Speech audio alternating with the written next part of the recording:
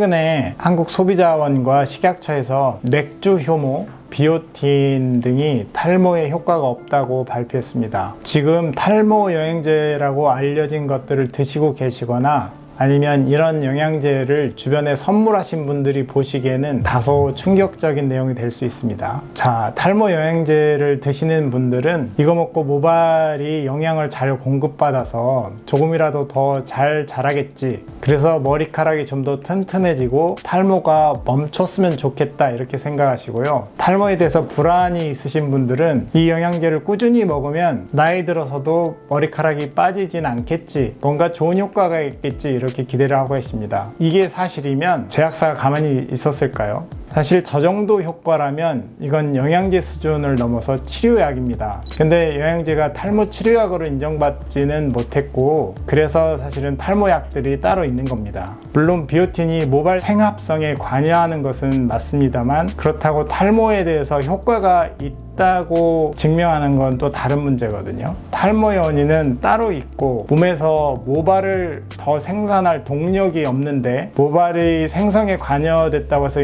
영양제를 투여해서 그래서 모발이 생성될까요? 그건 다르게 예를 들면, 운동도 안 하고 근육을 만드는 단백질을 섭취하면 근육이 늘을 것이다, 이렇게 생각하는 거랑 비슷한 논리입니다. 운동을 하고 단백질을 먹어야 근육이 늘을 수가 있겠죠. 실제 논문과 메타 분석 자료를 보면 비오틴이 정상인에게 탈모를 개선하는 데 효과적이었다는 연구 결과는 없습니다. 그럼에도 불구하고 사람들이 비오틴에 집착하게 된 이유는 탈모가 워낙 심리적으로 민감한 문제라서 외모뿐 아니고 자존감, 사회생활, 심지어 취업과 연애에도 영향을 준다고 생각하게 됩니다. 이런 상황에서 부작용 없이 영양제를 먹기만 하면 좋아진다, 이런 메시지는 강력한 유인 효과입니다. 그러면 하나씩 짚어보겠습니다.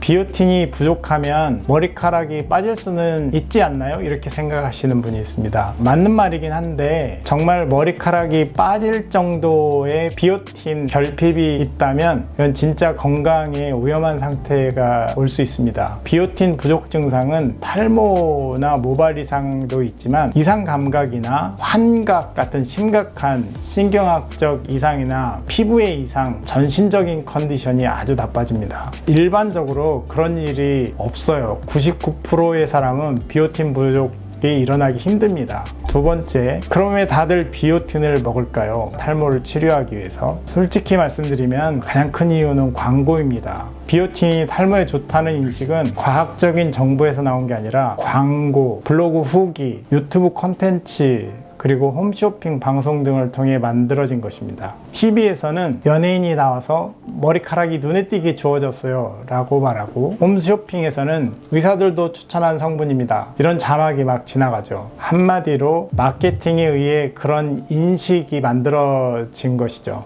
사람들은 누가 좋다더라, 이거 먹고 덜 빠졌대, 뭐 이런 후기들을 보면 굳장 그럼 나도 한번 먹어봐야지, 이렇게 생각하게 됩니다. 하지만 이런 접근은 실제 의학적인 효과는 완전히 다른 이야기가 됩니다. 중요한 건 우리가 보고 있는 후기나 컨텐츠는 대부분 개인의 주관적 경험 혹은 상업적 목적이 포함된 컨텐츠라는 점입니다. 그리고 그 경험이 모두에게 해당되는 것은 아니고, 또한 임상적으로 검증된 효과는 더더욱 아니라는 사실을 꼭 기억해야 합니다. 세 번째로는, 그렇다 하더라도 비오틴 복용이 탈모에 나쁜 거는 아니지 않나요? 이렇게 생각하고, 또 약을 먹으면 부작용이 있는데 이건 부작용도 없는 영양제니까 그렇게 생각하기 쉬운데, 적절한 치료를 외면한 채 영양제만 복용한다면 탈모 치료의 골든타임을 놓칠 수 있다는 점이 굉장히 중요합니다. 좋다더라는 말만 믿고 영양제만 먹으며 시간을 보내면 시간과 비용을 낭비하는 것을 넘어서 탈모가 치료되지 않고 계속 방치되는 결과로 이어질 수 있습니다. 그럼 여태 내가 먹은 영양제가 헛된 노력이라 생각하시고 크게 실망하신 분들이 많으실 텐데요. 그렇다고 낙담만 하고 있으실 때가 아니에요. 도리어 지금부터라도 제대로 문제를 파악하고 그에 맞는 방법을 선택해서 효과적인 치료를 해야 됩니다. 해결하려는 의지가 있기 때문에 영양제를 선택한 거니까, 그게 잘못된 선택이라면 빨리 맞는 치료를 시작해야죠. 탈모 자체가 간단한 문제가 아니거든요. 그 안에는 매우 다양한 원인과 메커니즘이 숨어 있기 때문에 단순히 머리카락이 빠진다라는 현상만 보고 판단해서는 안 됩니다. 몇 가지 예만 살펴봐도 남성형 탈모, 여성형 탈모, 또 약물에 의해서 유발되는 탈모도 있습니다. 다양한 의학적 원인이 작용하는 진행성 질환입니다. 이런 걸 구분하지 않고 아무런 검사나 진단도 없이 그저 뭐가 좋다더라라는 말만 믿고 올바른 치료 없이 영양제만 먹는 건 치료 시기를 놓칠 수 있어서 중요한 겁니다. 모든 치료의 핵심은 그 원인을 파악하는 데 있습니다. 예를 들어서 배가 너무 아픈데 전문가적 소견 없이 소화제만 먹으면 될까요?